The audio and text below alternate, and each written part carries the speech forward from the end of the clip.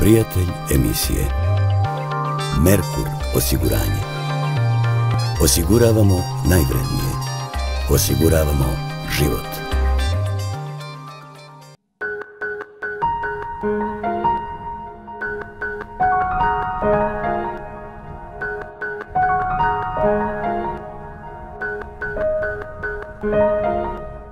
Pre nekoliko godina sam ovu fotografiju izvadila iz porodičnog albuma i stavila na zid. A sa pričom sam u stvari jednom sentimentalnom je stavila na zid. Posle mene ova fotografija nikom neće ništa značiti. Od početka svojih radova fotografskih vrlo često vadim fotografije ili iz albuma ili iz kutije za cipele i koristim za svoje radove. Jedan od mojih radova je autoportret. I onda sam naravno otišla u kutije i albume i našla 3 fotografije. Ja kao dete, ja kao biološka mama možda i ja kao biološka baka možda. Na sve 3 fotografije imam razdeljak, dugu kosu i imam taj osmeh. Sad kako se stvari menjaju, tako se i taj osmeh, izraz u očima menja kroz generacije, što bi se reklo. Na toj prvoj sam isto izveštačena kod fotografa dete.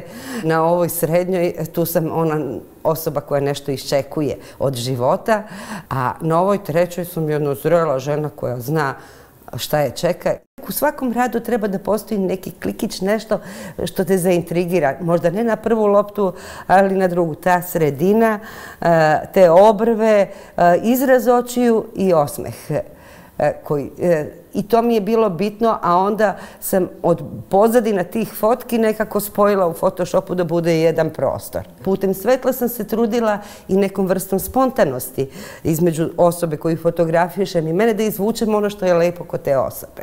I da izgleda onako kako bi možda želela da izgleda ili kako ja zamišljam da bi ona želela da izgleda. Pa tako verovatno i sebe sam izabrala na ove 3 fotografije. Kako zamišljam da sam izgledala u tim raznim periodima. Između fotografa i osobe koja se fotografiše mora da postoji neki odnos. I ja se zezam da sam malo šaman, jer u kratkom vremenu treba da upoznam i otvorim osobu ili da se snađem s tom osobom da je fotografišem.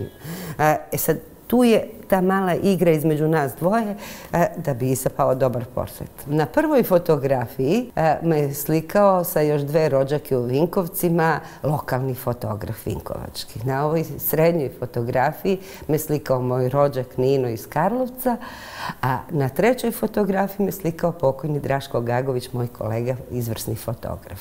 I mislim da ta priča u stvari o nekom sećanju je i uspomenama jedan od glavnih pokretača u umetnosti.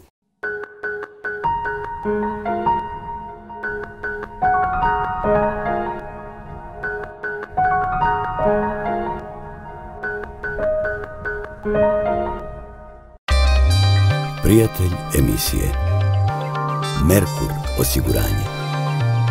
Osiguravamo najvrednije. Osiguravamo život.